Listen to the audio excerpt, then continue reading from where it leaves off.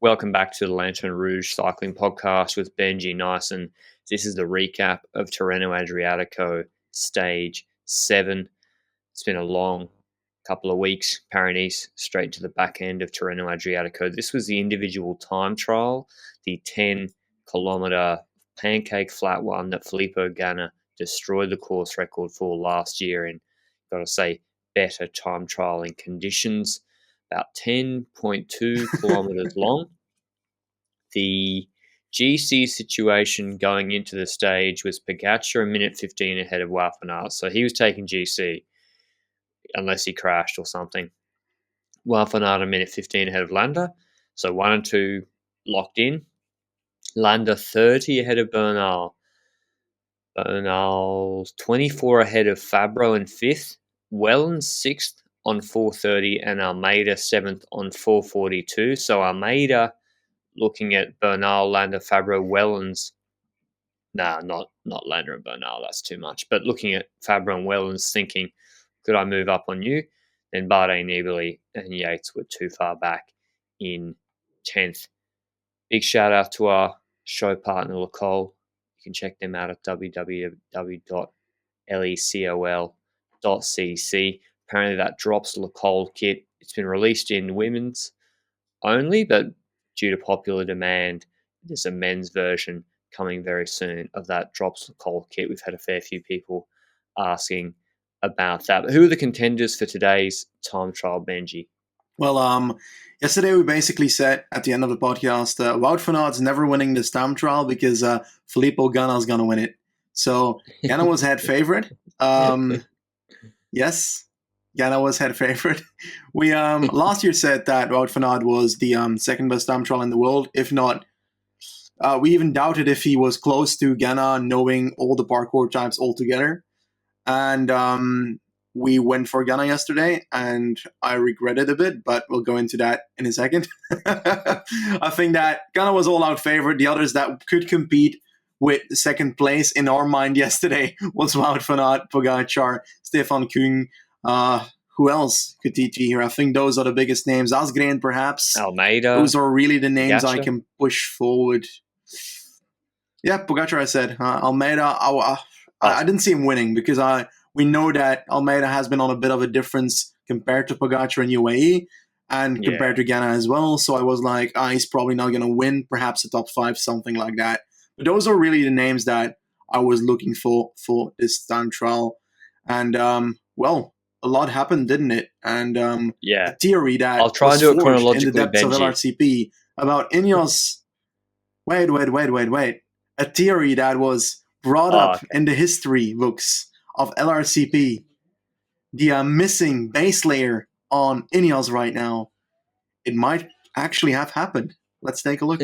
Well, I did steal it out of the Peloton Discord, but then we can, after crediting them here, I will now claim it going forward. And we mentioned it a few times. First as a meme, but maybe sometimes memes can become true. I'll try to do this chronologically because it was a little bit of an exciting time trial today with some unexpected results. Early time setters were Hepburn with a time of 11:33, 52.5 k's an hour average. There was a 25 k an hour northerly for the riders who started, finishing, and then the last rider to go off, obviously in reverse GC order. Pogačar would have a north-northwest wind, also at 25 k's an hour. So maybe a slightly less strong headwind. For the later riders, rain threatened but never eventuated. A few turns and a couple of chicanes in this course. Let's be honest, most of the riders couldn't give two shits about this TT. It's the last day of the stage race, Milano Sanremo on the weekend for a lot of them. And if you can't beat Ganna, Küng and Wout van Aert, you're not trying to improve on GC, what's the point? So, Alaphilippe and MVP, they just cruised around today. Like Kwiatkowski and Alaphilippe wearing watches and stuff, which aren't aero, obviously. But Hepburn, good initial time. Then Bettiol Benji, 11:24. He ended up finishing 6th for EF Education Nippo going into the hot seat. Very, very nice time from Bettiol. Benjamin Thomas, good time. But then it was Stefan Küng.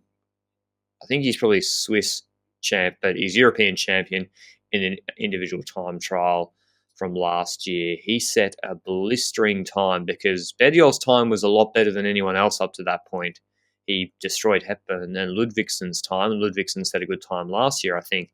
Kung set a time of 11:12, 54.1 average, about 12 seconds, and given this is an 11-minute or so TT, 12 seconds ahead of Bediol. At that point, Benji, did you think, oh, Ganna's going to have a problem on his hands? Yeah, not really. I don't know. I thought... Because Ganna's time last year was like 10:50 or something, right? Yeah, true. That's why I don't think it was really an issue for me yet. I think that I was still straight up on the Ganna hype train, and I wasn't leaving that until he was crossing the finish line. So in no way I thought Ganna is going to lose this one. And despite a good time by Kung, I didn't know anything that time was going to stay up there on the ranking. Okay, so the next rider to roll out is Ganna. He's had maybe an off day yesterday. We saw him dropping off the back, I think, whilst Kung was attacking off the front, stretching the legs. With that cold day before the day NVDP won, Ganna starts. He's looking good. He's going quick. I can't say I saw anything different. No aero base layer. By the way, before the stage on Instagram, I let everybody know that I thought the $1.33 was a little bit too high for Filippo Ganna, who'd won 8 TTs in a row or something like that. So I was like, oh, I'll just put 1,000 on it and put it on my Insta story just because, if he loses, it'll be funny. And but the reason I did it is because there's nothing that annoys me more than people who just post winning betting slips. That's really irritates me. Oh yeah, so you purposefully tried to get one that could potentially not make it, and you did that on purpose to show there's also people that lose bets in this world. Yeah, well that, and I'm trying to just be more transparent about, it's one thing posting Miguel Angel Lopez bet slip after the stage with Caldo Lows, and everyone's like, thanks, or the Camna one. But I'm trying to be more transparent this year about it. And that will mean I will also lose money on certain stages. I just want to add. Yes.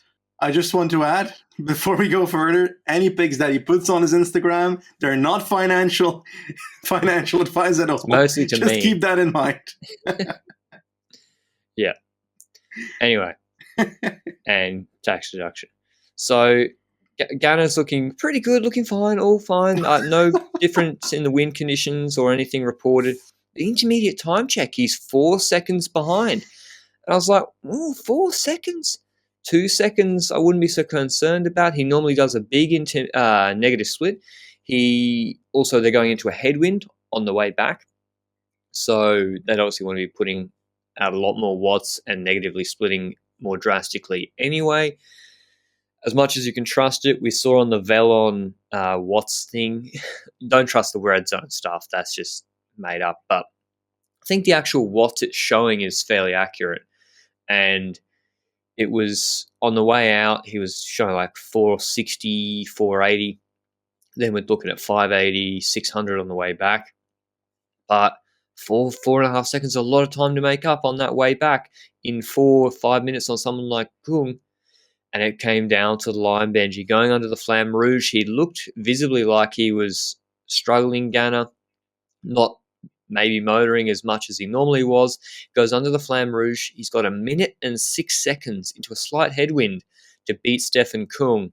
Touch and go. Needed to go just under 60 k's an hour, and he wasn't able to do it, losing the TT by 5 seconds to Stefan Kung, or losing the TT up to that point. Kung going into the hot seat. And how shocked were you, Benji? How shook? Well, I was pretty shook. It was a full claim that Ganna was going to win today. It was a constant in my life. It was the one thing that I could go to if I feel sad.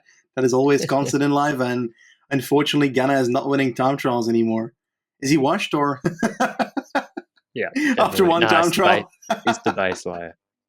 Apparently he was wearing a new skin suit. I don't know. I don't know all that tech stuff. There's things we know for sure, like he didn't look as good yesterday. And my phone blew up, Benji. So I was like, bittersweet. It was kind of funny that he lost, and people got to laugh at me. By the way, you can laugh at me, but you can send me those ha-has as long as you put your betting receipt with your bet for Wout van Aert or Stefan Kung today. Otherwise, I didn't hear many people backing them for the TT, Benji. When I looked around Twitter yesterday, it looked all like Filippo Ganna, etc. But yeah, that's the way it goes. I'm not too bothered by it. I thought it was actually pretty funny, Benji. I was laughing because I was like, Benji's going to troll me pretty hard on the podcast. He's been pretty kind to me. And my Miguel Angel Lopez profit just dipped a little bit more. But anyway, the TT wasn't over. Stefan Kung into the hot seat. Super hot time, 11:12. He's got Benjamin Thomas to come, but he just finishes after him, the Groupama FDJ rider. He came 5th, 10 seconds behind Stefan Kung. And then the main threats were really Wout van Aert for Stefan Kung. And Stefan Kung didn't jinx it. He was sitting in the hot seat. People tried to high-five him. He was like, nah, no high fives. This ain't over yet. And Wout van Aert rolls off. He's looking good. He's looking strong. He's in a Chiclamino jersey, skin suit. He's got, apparently, non-sponsor front wheel on, Aero Coach front wheel, different extensions, a Raval rear disc wheel with the Cervelo, all different, apparently, for Jumbo-Visma. And when we saw the intermediate split, he was like 3 to 4 seconds maybe. No, sorry, 0.21. 0.21 quicker than Kung. We knew it was on. And Wout van Aert was going to try ahead of Milano Sanremo for another stage. Roll it in, Benji. You doubted him, just like I did, saying yesterday was his last chance for a stage if he wanted one more at Tirreno. How much did he beat Stefan Kung by? He beat Stefan Kung in the end by a very limited amount, being 6 seconds. And honestly, I think that we just changed our mind, because I swear that if we go by the stuff we said at the end of last season, this would happen. But we changed our mind this week and went to Ganna. And that's it's so sad. But we also had Pogačar still on the road. Tadej Pogačar, leader of the race. He had a good enough margin to not really care too much about the eventual result, as long as it's a decent TT. We know he's a good TT on the flat now. We've seen it at UAE. We've seen it at the first half of the Tour de France time trial last year. And, well, he had a decent time. He kept on pedaling pretty decently at the intermediate time check. It was already kind of sure that he wasn't going to win it, because Wout van Aert kept up his tempo, and Pogačar, he was on, I think, 6 seconds or something at the intermediate time check. And that gap kept growing slowly but surely towards the finish line to a good 12 seconds, meaning that he's 1 second behind Ganna here. So I feel like in this entire time trial, the order that the people are in, like Van Aert, Kung, Pogačar, those three are in the order that I would expect them to be. I just expected Ganna to be above them. And that's the only real thing that surprises me here. The likes of a Bettiol getting in the top 10. I get it. He was second here 2 years ago, had good time trials before, better at shorter ones, prologue time trials, stuff like that. Kasper Asgreen is better at the longer rolling hills ones, in my opinion, and today is not really that. Almeida, yeah, I don't count Almeida with the top time trialists, and because of that, he's like just under it, which is still amazing for a GC rider. But with the competitor like Pogačar in GC, it's always going to be difficult. Luckily, he doesn't have to compete with him, or does he? Because there's been rumors, Almeida. There's been a rumor in an article in Portugal that he's going to be the leader of the Koenig at the Giro, despite him being on paper the leader for the Vuelta and being set to go to the Vuelta. So right. Unless that article is wrong, I do really see him doing the Giro because it really fits him. I don't think that Remco is going to be at the level that he's going to require to be at the start of the Giro to the GC. It's his first race back after such an injury. I don't believe in it. I do believe that he can go back to the level that he was, but it's going to take time. And I hope that he gets to that as fast as possible for his sake and for the entertainment's sake, because he did make races very fun for me personally. So, Almeida would be nice to see him as leader in the Giro. Would fit him more than the Vuelta on paper, to be honest. So That's Well, my Latour take would on finish the that. most. For the rest, I don't know. I want to talk with you about something.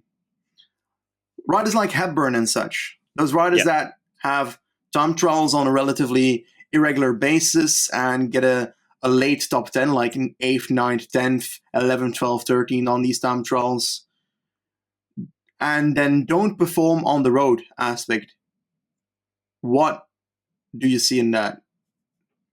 Is that valuable to you as a team? No, it's not. That alone is not valuable to me. He's won a stage at the Tour of Qatar, Hepburn, back in 2014. That was his last Conti championships or national championships related victory.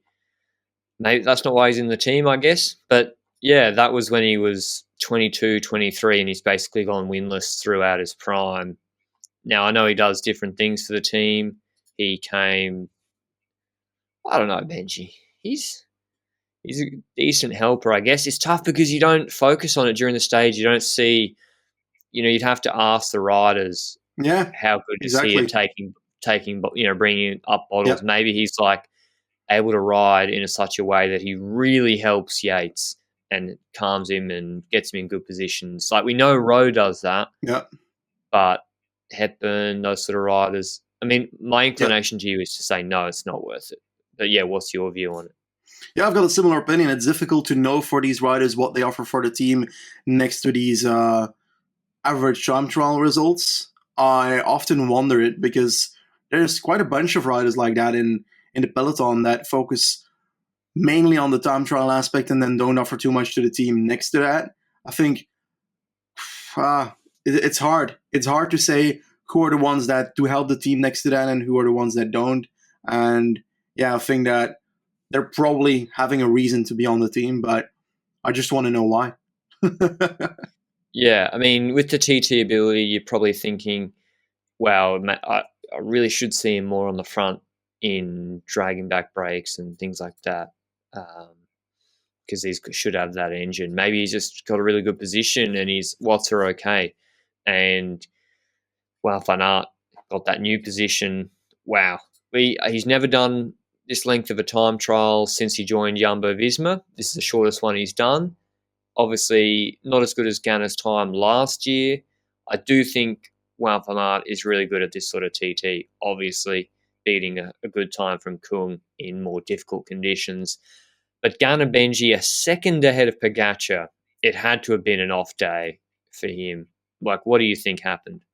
I don't know. I think that perhaps the race of Sunday had a bit of an influence on the next couple of days because, like you said, he didn't look all out amazing. You said it yesterday, I think, on the podcast, or you said it on Discord to me after the race, but he didn't look too amazing. I think there was a view where we saw him at the back of the peloton, kind of meh, just yo-yoing off the back a bit. And yeah, that was a bit weird. I didn't see too much in it. I was like, he's probably saving himself for today, but that was probably the case, but also probably not really the only thing that was happening there. So I wouldn't look too much into it regarding future TTs. He is probably still one of the better time trialists. Well, obviously, he's still on paper the best time trialist that we currently have, I'd expect.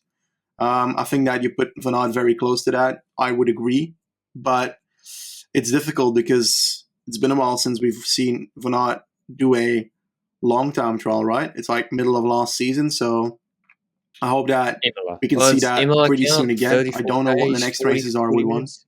Yeah, true. Yeah, World They just, Championships, yeah, that's true. yeah. Pretty important one. So, yeah, I second, mean, just behind Ganna there.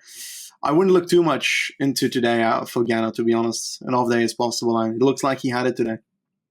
yeah, I'd be interesting to see. I mean, he said, I think, in an interview when Van Aert was still on the course, Ganna said, listen, I'm not a machine, despite appearances in the last 8 TTs. I can have off days too, or something like to that effect. So I think maybe it was that, because if he was closer to his performance last year, he probably would have won. Obviously, pretty disgraceful stuff. Another Jumbo Visma rider chasing a young Swiss pro, trying to knock them off the top step, putting them back into second, um, after they'd already won a stage in this stage race, is one win not enough. Wout van Aert. But yeah, let's talk about GC, Benji. Mikel Landa holds on to third. Wout van Aert stays second. Pogačar first. A minute 3 out of Pogačar. You know what's funny, Benji? I've seen some things talking about after Adriatico, people being like, you see, Wout van Aert can't compete for GC. He got dropped. It's like, yeah, he got dropped by Pogačar, who set a record time by 2 minutes and had to chase the entire climb, or for 8Ks on his own, because Jumbo-Visma didn't send a team. And when he was setting pace, he dropped Egan Bernal. He won the TT and a sprint stage and couldn't be bothered for the stage yesterday. And he still came second on GC, ahead of Landa, Bernal, Almeida, and Simon Yates.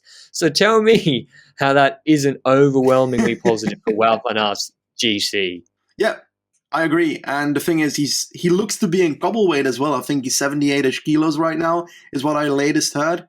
And that is on paper spectacular how he stayed with the climbers he was with and dropped the climbers he was with in that mountain stage. Absolutely spectacular. And if you've got the parcours that this Tour de France has, which in the first 2 weeks has, I think, one dangerous stage, that's the Mont Ventoux one, and there's a descent afterwards, so he can save some time off the time he could lose on that Mont Ventoux in that descent. And that's the only really difficult stage in the first 14 days, with 17 and 18 being Les Ardiden and Col du Port or Portel or La Porte, whatever. And there's like plenty of port climbs, so it's one of them. Okay. Yeah, Richie's me winning. Yeah, no. So I think that it's definitely possible that we see, like we mentioned, Wout van Aert getting close to the yellow jersey in the first 2 stages, and then in the first time trial take it, and then it's going to be a matter of seeing how Jumbo uses Wout van Aert in yellow, or tries to keep Wout van Aert in yellow, or what they're going to do with that throughout the next couple of days, because he is rumored to be going mainly for green, so he's going to be having a bit of a free roll there, which is good. A lot of Belgians are going to be happy about that. A lot of Wout van Aert fans internationally as well. And I think that if he's in yellow after that time trial, then, yeah, I don't know what he can achieve. And I'm very curious to find out, because I definitely think that it could be a lot. If you think that he can't be competitive on GC and be a legitimate threat, I'm not saying win, but if you think he can't be a legitimate threat after altitude camp, lose another one, losing a bit more weight with the 55 Ks of flattish time trialing they have, then you're not watching closely enough. And I think Jumbo-Visma should, with the absence of Tom Dumoulin, who was supposed to be that TT beast engine climber second threat, we think, I mean, I'd love for Tom Dumoulin to come back, but he's probably not going to be for the Tour, let's be honest. I think they need to really have Wout van Aert filling that role, add in the bonus seconds from intermediate sprints and finishes. There's your 1-2 punch for Jumbo-Visma, and be careful putting all your eggs in one basket, as we saw in Paris-Nice. Ineos Benji, Bernal, 53rd, 55 seconds back. Geraint Thomas, just okay, 11th, behind Hepburn and Asker and Bediol, and the Thomas the French, 28 seconds back. Do you think there's Thomas something... the French. Yeah, Thomas the French. Do you think, you've mentioned this, I think, before, generally the Ineos TTs have taken a step back this year? Yes, I feel like we've noticed that also with Rohan Dennis in Paris-Nice. I personally always believe that Rohan Dennis's time trials throughout the year weren't very consistent. I think in the last year that he was world champion, it was the main race where he was good at, and all the rest was kind of inconsistent throughout that year. So I think that we can't really look at him too much for this, but we've noticed it with Ganna that he didn't have the gap that we expected him to have on Bissiger in that UAE time trial. Then again, Bissiger has stepped up, so we don't know if that's going for Ganna or against Ganna there, really. So that's a difficult one to judge. But I'd have expected the gap to be slightly bigger, and I would have expected him to win today. Thomas, Geraint Thomas as well today. Not the best time trial. We've seen him do better for sure. He's always had a decent time trial on very short ones as well. Yeah, Because I recall him being a pretty good prologue specialist in his early days with his British national shirt when he did lead outs for Cavendish those days. So on paper, this should fit him. And being 11th on 28 seconds, same time as Ludvigsen. Ludvigsen's not a bad time trial for sure, but I expect more from Geraint Thomas here. So yeah, Ineos, it's not looking too bright when it comes to Grand Tours in general, I think. I think the only rider that I have complete trust in the team is the one that we haven't seen race all season, and that's Richard Carapaz. Where the hell is he? He's going to Catalonia, mate, which I got the highlight rights for, and I can't wait to do the preview video for. Hugh Carthy, he's the real British GC threat for the Tour de France, I'm telling you. Good TT, good climate. Anyway, I'll keep those thoughts for the Catalonia preview video that I'll probably do. But that's Tirreno Adriatico. Everyone should be very, very scared of Tadej Pogačar. He's rightfully the Tour de France favourite as we speak in the middle of March, because if you can come 1 second behind Filippo Ganna and fourth in the San Benedetto del Tronto 10K TT at the end of Tirreno after setting a climbing record on Prati di Tivo and dropping Wout van Aert and nearly beating MVDP in the brutal Castelfidardo circuit stage, then you're probably the most complete general classification rider in the world. Only question marks still his teammates. We'll see whether Micah and co can improve later in the season. What do we got coming up at the end of this week, Benji? We've got no racing tomorrow unless Cavendish wins. Milano San Remo preview, is that Thursday? Is that Thursday? You can answer that. It could be for me, yes, but it's fine. I can do it Thursday. I just decided okay. It's Thursday, people. But let's remind everybody that we're gonna have a bit of a watch on. We're gonna have a bit of a watch on Mark Cavendish this season because we've decided that if he wins a race, we're going to do an emergency podcast on it. There's too much demand for it. There was more when he joined Quickstep. We got more views on that than Hirschi News. What's going on? Anyway, people living in the past, but maybe there's some nostalgia there. Milano San Remo, we'll cover it more in the preview, but news came out that they're covering the whole race, broadcast-wise. Literally, no one asked for that. Things no one asked for. Milano San Remo to be covered live. Like, I've no interest in watching until the Cipressa. I've got a fun anecdote. I've got a fun anecdote. Today, I was watching Dutch and Belgian Eurosport version, and the commentators are speaking about Milan San Remo. They just got an email, like live when they were commentating, and the one dude said to the other, "Have you seen the email?" And he started laughing. And he said to the guy, "We're commentating for 7 hours on Milano San Remo." And he was sarcastically talking about it the entire half an hour. What should we talk about in the morning? Oh, it's going to be so fun. I hope it rains that we can talk about something.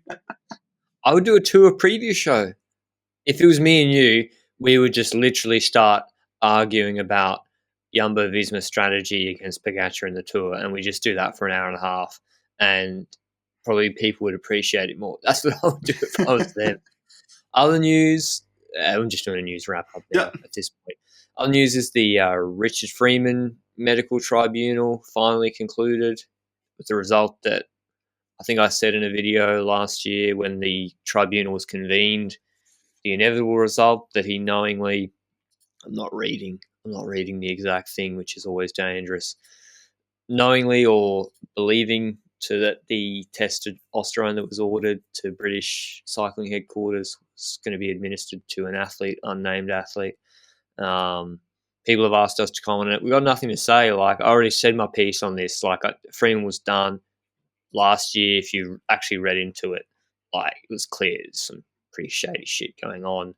You know, about the broken laptops, etc. I think it all stinks to high heaven. Don't think it's isolated to just him.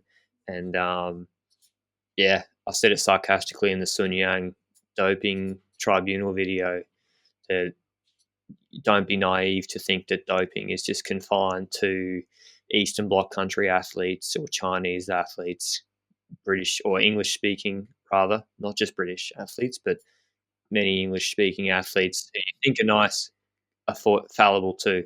It's honestly quite simple. I don't think I've got too much to add. Freeman's guilty on that. We have no names. We'd all like to know the names. Unfortunately, the rest is kind of speculation, and I think that it's annoying for me to speculate about this because I don't really want to be the guy that accuses somebody and then has to come back on it because that person actually is innocent, and I would feel bad. I don't know. What? Well, I know this is it's a casual, informal podcast, and people maybe think, oh, why don't you, who is the unnamed writer? Like, guys and girls, I get sued. I can't just name somebody. I can't just be like, I think it was that rider. Actually, I think it's likely they ordered the testosterone for that rider and for his or her races. You get sued. And you could be wrong. Likely would be wrong. Like, what? I think it's for the secret pro.